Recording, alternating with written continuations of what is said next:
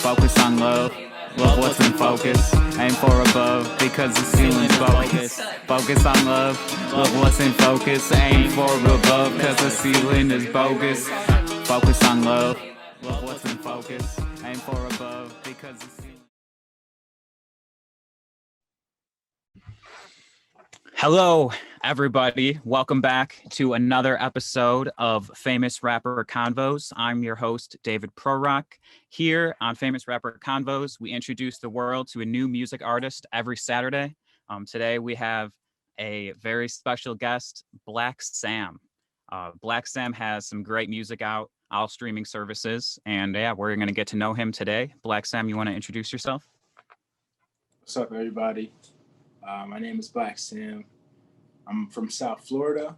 I live in Chicago currently. I've been making music for about 10 years now. Been doing it seriously for about 5 or 6 and just trying to ride the wave with everything that's been happening lately and continue to make music, all that stuff. Cool. Yeah, thanks for joining me.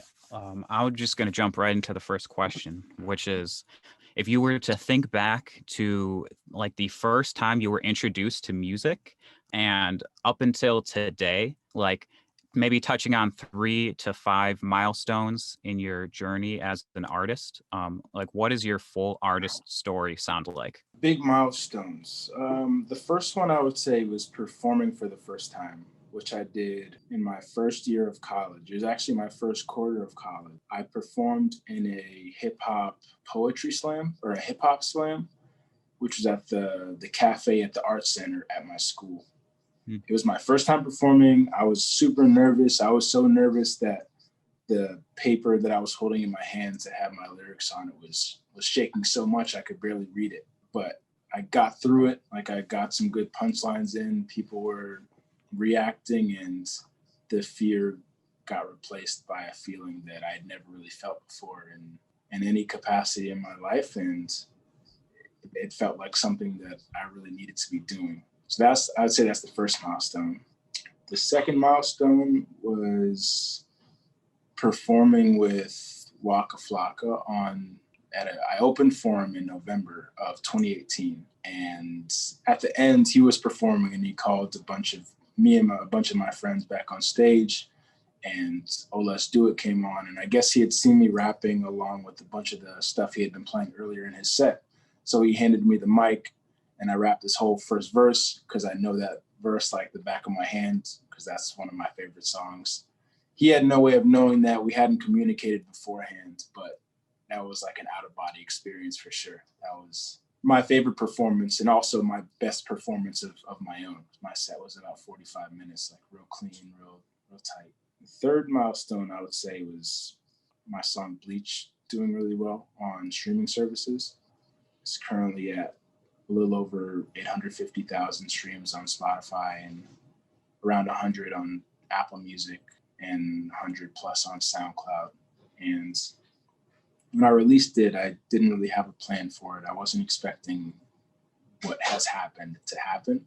So it's been kind of shocking to see people enjoy it so much. Not because I'm not confident in my stuff, but because you don't really picture something like that happening until it happens. So yeah, I would say those 3 are my big milestones, my top 3. Awesome. But you first started rapping like 10 years ago. You got serious like 6 years ago. 4 years ago was that hip hop slam? Yeah. Well, 6 years ago was hip hop slam. That was around the time that was kind of the moment that convinced me that it was something that I really wanted to do with my life.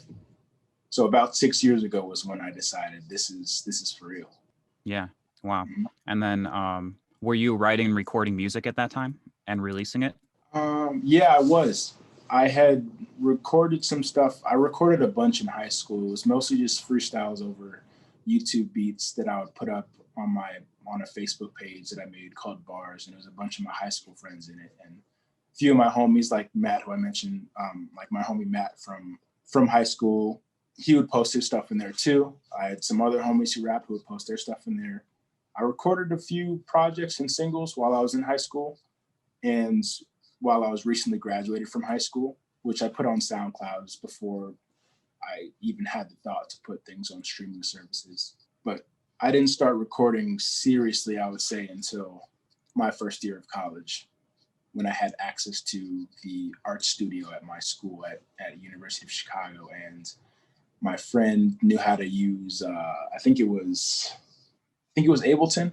No, it was Pro Tools. We had Pro Tools setups on the computer. So we were able to record. We had equipment that we could rent out. And that's when I started recording quote unquote real music, because before I was just using my phone. Oh, wow. Nice. That's awesome. So if I remember correctly, like UChicago always has interesting essays for people. Do you remember what your essay was about? My essay, the prompt I chose was, I think the question was, how would you compare apples and oranges? And I think I wrote about the different foods and dishes and, you know, food products that they're both using respectively, and which one has, like, you know, you have apple pie, you have like orange juice versus apple juice, and there's like not really an orange pie. And there are a bunch of different foods that oranges are used and that apples aren't used in, and vice versa. I don't remember what the point of what I wrote was. It was really just a lot of word vomit. I didn't really know how to handle it. It just seemed like the prompt that was the least confusing, because I had like concrete stuff to go off of. There was some wild on those prompts. Yeah, I'm glad I got that one that year, because I've seen some in the years since then, and I don't know how people are answering those. Nice. So you got into UChicago, and have you graduated? Yeah, I graduated 2018. What's your degree in? Comparative race and ethnic studies. Oh, nice. Does that play into your music? It does. It's pushed me to learn a lot more about a lot of things. I learned a lot about critical race theory. I learned about gender and sexuality as things that often intersect with race. I've learned about a lot of different historical events that I would have really had no grasp of had I not taken classes that were tailored toward them, I guess. Mm-hmm. And in learning about these things and how they are often interconnected, it's pushed me to learn more about politics, about race, about interpersonal relationships that have differences on the surface, I guess, in terms of how people present themselves. I think it just made me smarter, pushed me to read more. I was in class with a lot of really smart people who shared insightful thoughts at all times. So even though I wasn't super into school by the time I finished, because I really wanted to pursue rap, I'm very grateful that I stuck with that major and that I took the classes that I did and was surrounded by the students and the professors that I was surrounded by, because it definitely made me smarter and more thoughtful. And I think that's something that comes through in my music, even though I don't necessarily intend for it to, but I've just learned a lot since I was in college. So bits and pieces. Cool. For sure. Nice. That's awesome. Today is Martin Luther King Jr. Day. I actually don't have a question planned, but I don't know. Are you doing anything to celebrate, or do you have something that you learned in college that you want people to know? Every Martin Luther King Day, there are a lot of his quotes that start to circulate again that are indicative of the fact that his legacy and his political views were very much sanitized by the government after his assassination. He was a very radical guy. He was a socialist. He was vehemently anti-war, and he stood for a lot of things that were unpopular then and are unpopular now. And a lot of people have co-opted his messages of love and peace by taking them out of context and plastering them in different ways that don't really reflect how he truly felt about certain things, about his disdain for the white moderate, about his disdain for capitalism, about a lot of things. And I think it's just really important to read his full texts and to understand his full arguments, because there are a lot of popular quotes of his that often circulate around this time that don't accurately represent what he truly stood for. So yeah, if there's anything that I would share, it would just be to, read his letters from a Birmingham jail, to read his speech transcripts, to really dive deeper than what you're seeing on Facebook or Twitter or Instagram. because he was a really radical dude. So you said the letters from Birmingham jail, and what was the other thing you mentioned? His speech excerpts, most of them are available online. I have a book even that has a bunch of excerpts from his speeches and Malcolm X's speeches. I forget what it's called, but I think it's a pretty straight up title. Like it might even be like speech transcripts from blank and blank. But yeah, it's a lot of better, more fully fleshed out information than what we often see on social media. I haven't done anything for MLK, I don't think, so I'll look into those. Thanks. Cool. So back to your music. If you were to think like 12 months from now, where do you hope to be with your music career? And like, what are some of the milestones you see yourself reaching in 2021? 12 months from now, I want to be completely financially stable from music, or because of what I'm doing with music. And that may come in the form of a deal. It may come in the form of me doing what I'm doing right now, unsigned, but generating enough money to support myself. However it happens, I want to be in a position where I have full creative control of my music. I want to have full ownership of my music, and I want to be able to support myself and the people around me, and specifically the people around me who need the help with money and resources, and also be able to help people have a platform for the things that they know about, that they care about, that they're much more well-versed in than I am, so that I can help with that too. And I guess for music specifically, I want to keep putting out really good music. I want people to enjoy it as much as they're enjoying Bleach and Gristle and some of my other popular songs. Hopefully I put out a song that performs even better than Bleach, because that's always the goal, to put out music that's better than the last we put out, but also just putting out stuff that's going to eclipse everything else that you do. So I'm not necessarily trying to hit home runs with every release, but because that's not how I created Bleach or any of the other songs that I've put out. But I want to have more songs popping. I want to have more songs with 6-7 digit streams, and just put out maybe a good project too, like a good, longer than 3 tracks like my last one, but a concise, thorough project, cohesive project. What was the second part? You said 12 months from now. Well, yeah, I have a follow-up question. So it sounds like I can't tell if you're saying in 2021 you're going to be recording more songs or focusing like more on marketing songs that you already created. Yeah. Oh, in 2021, I want to drop every other week, like I was starting in March of last year of 2020. I didn't start to figure out the Instagram ad algorithm and the Spotify playlist algorithm until about July. I want to say July, August. So I had 5 to 6 months of releasing bi-weekly with those things in mind, with that information in hand, at which point I was able to maximize the streams and my social media engagement. But I want to have a full year of that. And that's going to come with releasing bi-weekly, releasing consistently, making sure I'm staying on a schedule. So I would say probably around 30 songs this year. I have one that's already out. I have one coming out this upcoming Friday, and I'm going to keep going every other Friday and make sure that I have songs ready to go. Yeah, I as much as I focus on promoting some of my older songs, the more popular ones, I want to have new ones to promote. I want to have new ones that are doing numbers that are so good and getting me such good engagement that I can switch to promoting those new ones and kind of sit back and let the old ones do what they're already doing. Okay, cool. So some artists that I talk to say that for example, they'll say like last year I made 30 songs and then this year I'm going to be like releasing them. Another artist that I talked to said that he was making a song and a music video and dropping it every 2 weeks. It sounds like that's more of the route that you're taking in 2021, where you're going to be writing and recording and dropping on a regular cadence.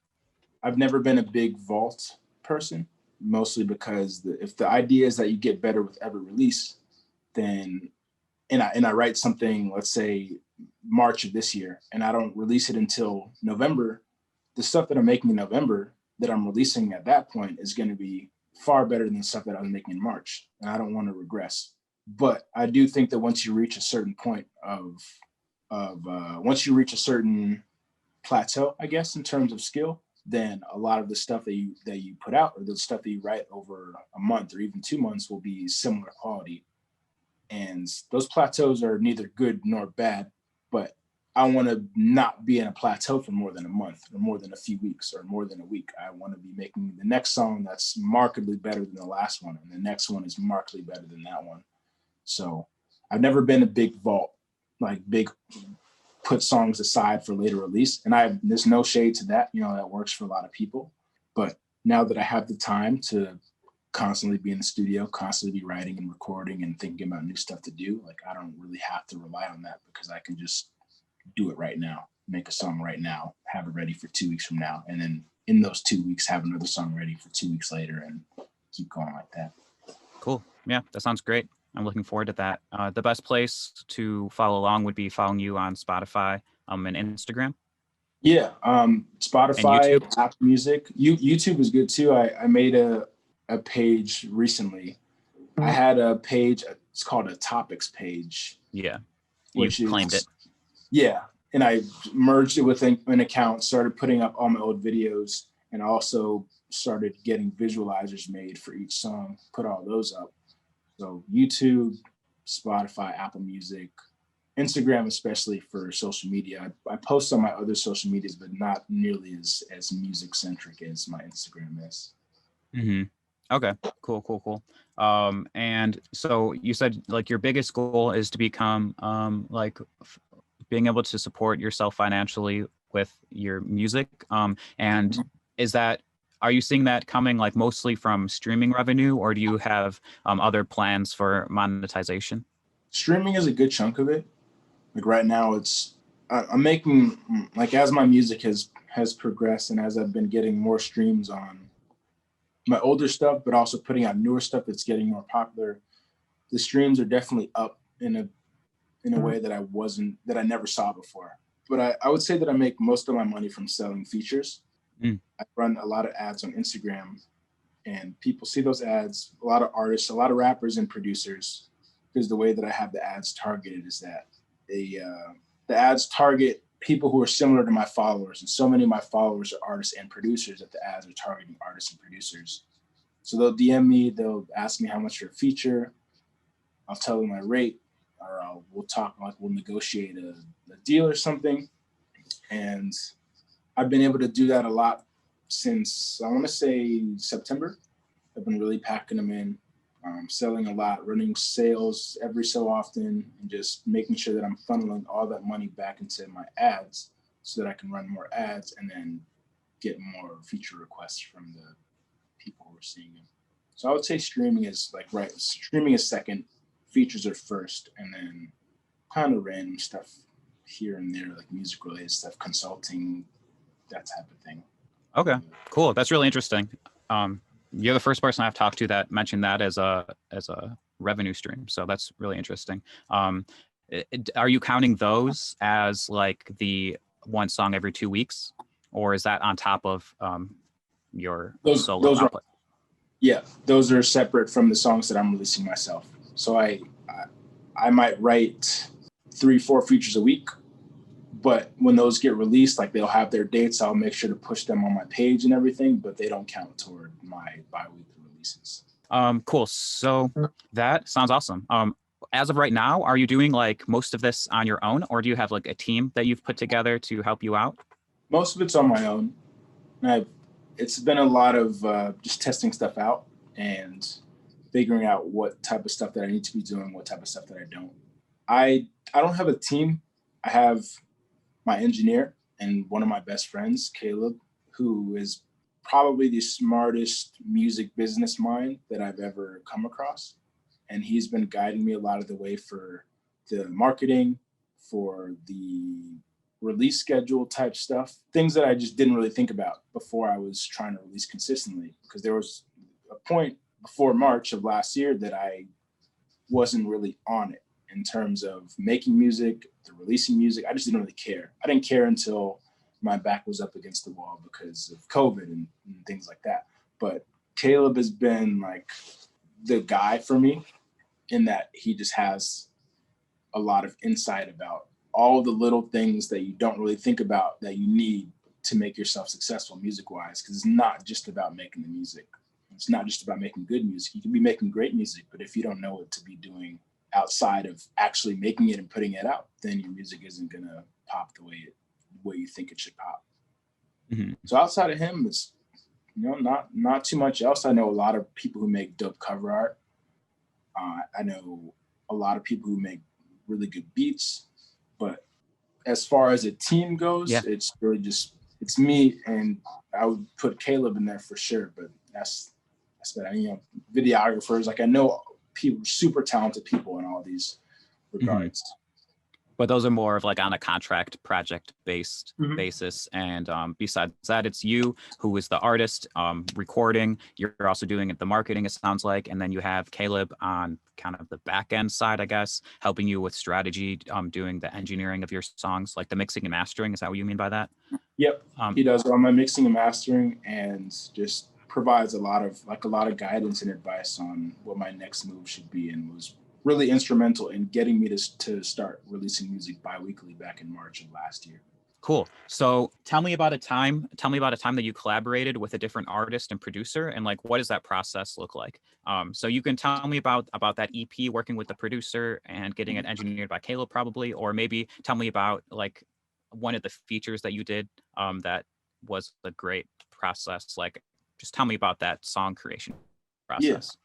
Yeah. The guy who produced Carpaccio, the tracks on Carpaccio, his producer name is Maro. I found him on YouTube back in April, looking through beats, trying to find out what my next release was going to be. And I found a beat that ended up turning into the song Gristle.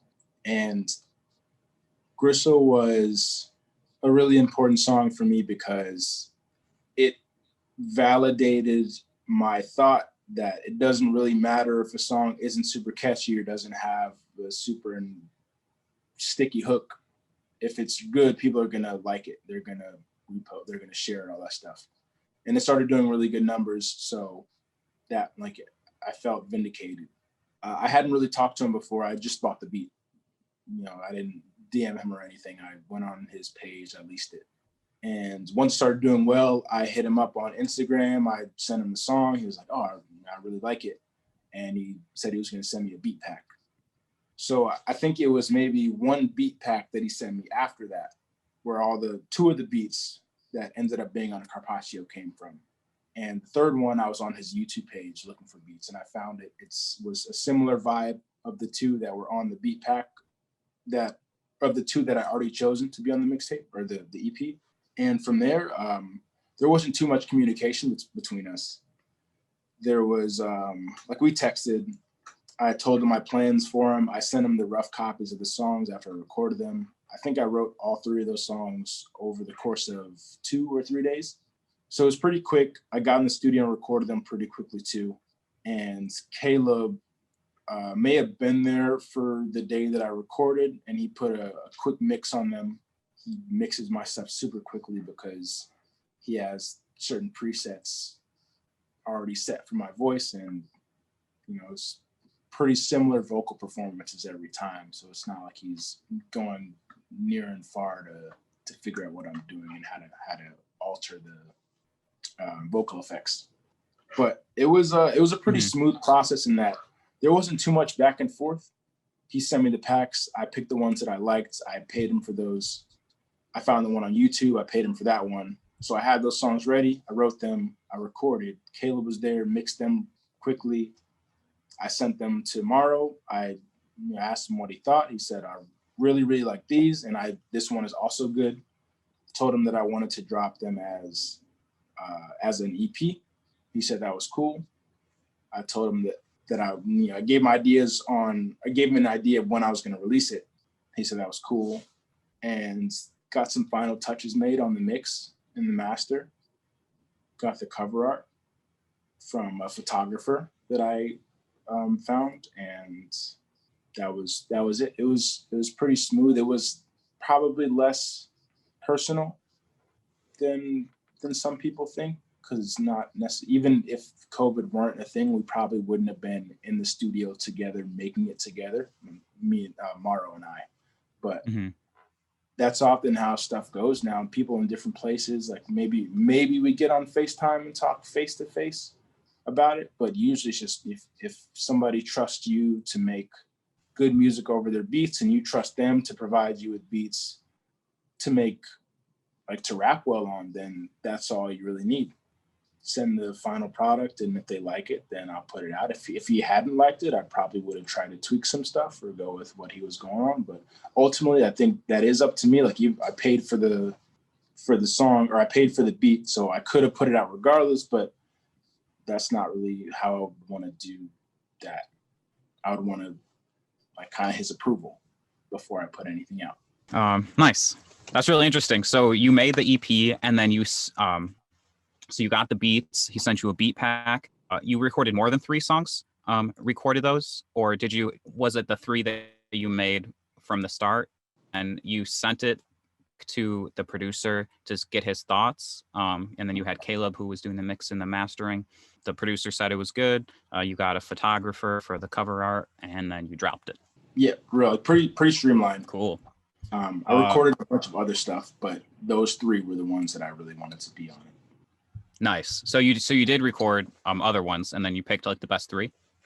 Yeah, and I recorded other ones from other producers. So I think that week I recorded maybe 8 songs, and those 3 were the only ones from Maro that those 3 songs that ended up on the EP were the only ones that Maro produced. Other ones were from other producers that I found on YouTube.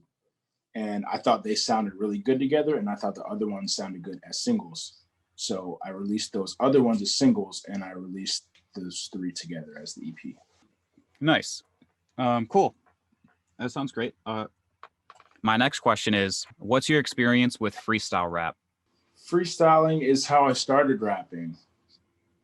I saw some upperclassmen in the high school, and when I was in high school, I saw some upperclassmen in the cafeteria freestyling. Like, one of them was making beats, like Kendall was making beats.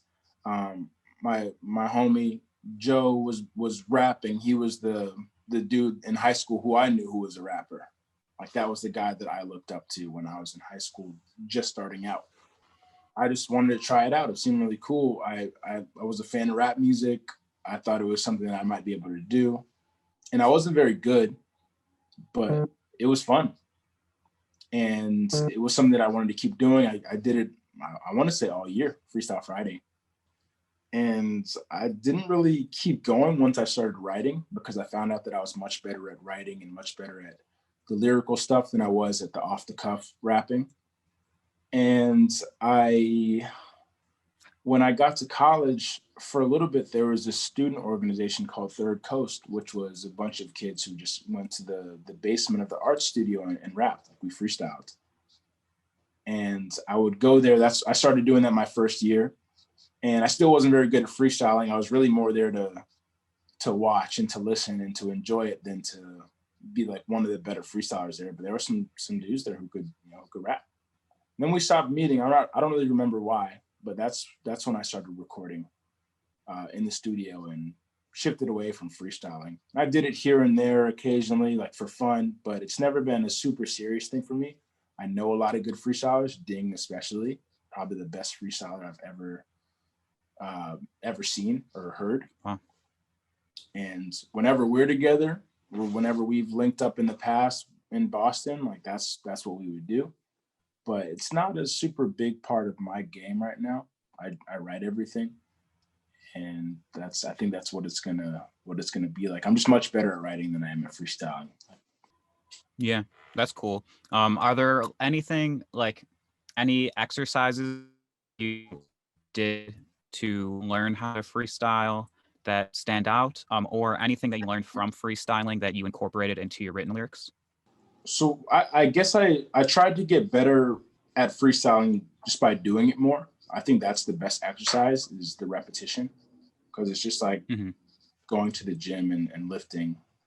Like once you hit a certain mark, like let's say you can do it for 30 seconds without messing up, and you keep going, and then you can do it for 45, then you can do it for a minute, and then you can do it for, that's how you build. There are a lot of techniques, I think, that I've learned since then, which I don't really apply to the music that I make, because I don't freestyle anymore typically. But picking something in a room that has 2 or 3 syllables that you think you could rhyme with another 2 or 3 syllables, so you make that the end of the first line. So like, I'm in this room, I see a speaker, so I make sure that the first line is something that ends with something that rhymes with speaker, because I know that by the second line, I'm going to come up with something that's related to a speaker, and that's how I'm going to start off. And then hopefully I pick up momentum, and I pick something else in the room maybe, and that's how I set it up. Like, unknown rhymes with blank, and then blank. Unknown rhymes blank, blank, and that's how you can keep going. And that's something that I picked up from watching and hearing people freestyle. But not too much of it influences the music that I make, or sometimes influences the way that I perform, because it's been a while since I performed, but occasionally if I would mess up during a set, I would have to freestyle myself back on track. Or maybe I mess up not just a line, but a whole stanza, or a whole 4, or a whole 8, and I just kind of got to rap about something. And I don't necessarily always have a verse ready in my head as backup, so I just got to rap about whatever is happening, whatever I'm seeing. Definitely helps you get quick on your feet in terms of thinking and saying stuff. Cool. That's great. So you talked about like doing setup, punchline. Yeah, awesome. So you mentioned Ding. So Ding actually came on the show, Famous Rapper Network, for an interview.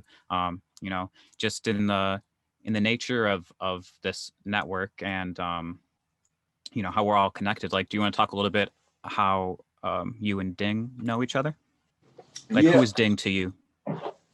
Ding is one of the most driven people I've ever met, and is somebody who can pick up a new thing and just work hard as shit to learn it and to perfect it for himself. We talk mostly about rap, I would say.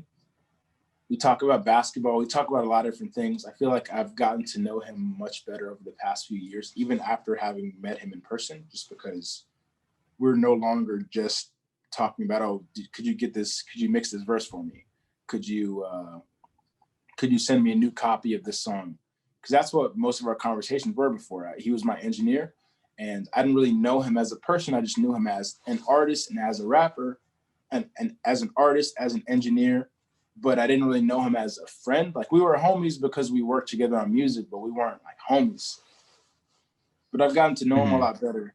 He's just a really smart dude. He's like a sponge. He absorbs information super easily. I'm really jealous of it. Even the way that he got himself better at freestyling, just working at it until he was able to do it for 5-6 minutes at a time, and it be coherent and cohesive the entire time. Seeing how he was able to use LinkedIn to his advantage and combine things that he's very good at, which is rapping and business acumen, business savvy, and use that to create for himself.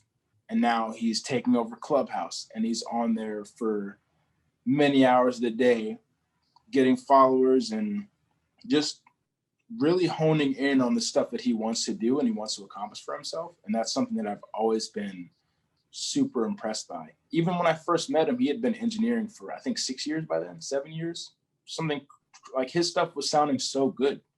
And I was in the basement of an art center recording without a pop filter and using a stage microphone and sending my stuff to him, sending my music to him to get mixed. And it would come out sounding like it could be on the radio. And I was just shocked by how he was so good at all this stuff. And he was the same age I was. So I have a lot of respect for Ding and the way that he hustles, the way that he learns new things, and the way that he's such a versatile person that I feel like I can talk to him about anything and learn just a lot a lot from him in so many different ways. He's put me on in so many different ways. And yeah, that's my guy. That's my brother for real. Wow, that's beautiful. Thanks for sharing that. And if there are viewers out there, you can check out Ding's interview. It was really interesting. We actually got like pretty deep talking about like the issues he's faced with like mental health in the last year or so. And yeah, it was a really interesting conversation. We talked for a while too. Even after we stopped the interview, we talked for like another hour. And then like that was like some of the best conversation. Like I almost wish we just kept it rolling. But yeah, he's a great guy.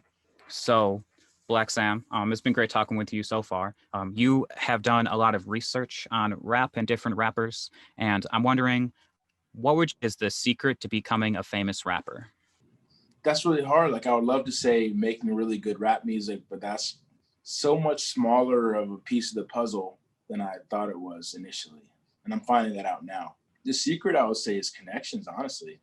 Just being plugged in, having the right people around you, and not the right people as in a good engineer, good producers, that like those are good people, but another good person is having, I don't know, like a random friend of a friend who runs stuff at 300, or you got music execs in the family, or you got, it's hard. It's hard to break through. It's very hard. I'm finally seeing some success, and I've been trying for 6 years. And that's not to say that at the beginning of those 6 years, or even 3 years ago, or even 2 years ago, I should have made it somewhere. But it's very difficult to get to that point of famous rapper if you don't have connections. Like even thinking about the big playlists like Rap Caviar and all those ones. Like if any rapper got on Rap Caviar with a song that was even like half decent, they're blowing up, right? But 90% of those slots are bought out by labels, like major labels. That's how Spotify gets paid. So what are the chances of an independent artist, even one who's making really good music, not even talking about myself, just talking about it in general, what are the chances that an independent artist gets on one of these playlists and blows up? Very small. What are the chances that they, get a song like plugged in on TikTok and they're working with people who have millions of TikTok followers? And it's really as simple as that. And that's not to say that down the line they're not going to have trouble making music and making new good stuff, but it's a lot more, music is a lot more about who you know than I initially thought it was. Because I thought it was just you make good music, you put it out, somebody's going to hear it. It's got to get to the right ears eventually. It doesn't. And I'm not trying to be pessimistic. I'm just being real. Like I wish I had an answer that was like, oh, just put out some crazy songs. Like that's cool. You're going to get some traction. But there are people who are making songs that just aren't crazy at all, who are plugged in, and they're going to do numbers, and that's just the way it goes. That's the game. And I don't hate it. Like it's just not a meritocracy, but nothing is. So just got to temper expectations to like tether them to the reality of the situation and keep working. Yeah, totally. That makes sense. Cool. Yeah. Yeah, that sounds great. So in along those same lines, like looking at what your goals are for the next 12 months, like who it would be the ideal person to connect you with to help you reach your goals? I think probably just an investor, like somebody who could just money. I think money is the great equalizer. And I could do a lot of things to market my music better if I had more money. I can hire a publicist. I could hire people who are connected to the industry or connected to different labels to pitch my stuff. It all comes with money. That's how I was able to start running ads in the first place. If I hadn't started running ads, I don't really know. Even if I hadn't, like Bleach could have gotten on Discover Weekly playlists and blown up a good amount. But if I hadn't had the money to run the ads on Instagram for Bleach, for Gristle, social media wise, I wouldn't have been able to do what I was able to do. I wouldn't have been getting followers. I wouldn't have been selling features. I'd just be kind of stagnant like I was before. I think money is a person who would, invest money into my career in exchange for whatever we negotiated, whatever terms. Like that would be a big step. That'd be a big jump for me. Any investors out there, how can they reach you? Email 954mgmt@gmail.com. And I'm always on my social media stuff, Instagram at Blvck Svm with V's instead of A's. And yeah, probably those two, email and Instagram. Cool. And I just have one more question, which what is the song that is already out of yours that people should listen to first? I think Moses would be a good one. Cool. You got a music video out? Yeah, because you get both at the same time. You could hear the song, you could see the video, and it's one of my better ones, I think, and I think it'll end up being one of my best ones stats wise. So it'd be a good one to start. Okay, awesome. I'll put it as the suggested video, like right here. And the last thing that I'll say is, if there's anything you want to say here at the end, people have been watching for about 50 minutes. What do you want to tell the world? I have a single coming out on Friday, this upcoming Friday. It's called Smoke Screens. You can pre-save it on Spotify, Apple Music through the link in my Instagram bio at Blvck Svm with V's instead of A's. Yeah, it's gonna be good. I think it's gonna be a good follow-up to Moses and lead nicely into my next single 2 weeks from now. Yeah, check it out. Cool. Awesome. So you're going to be having lots of songs coming out this year, so people can follow along on Spotify, Instagram, YouTube. Check out Moses for that first introduction. And yeah, I'll be reading for you, Blvck Svm. It was a pleasure talking with you. I wish you the best of luck 2021 and beyond. And I hope you have a great day. You too. Focus on love what's in focus, aim for above because the ceiling's focus. Focus on love what's in focus, aim for above because the ceiling is bogus. Focus on love what's in focus, aim for above because the ceiling's bogus. Focus on love what's in focus, aim for above because the ceiling is bogus. I wanna lay down a never-ending road, we never go to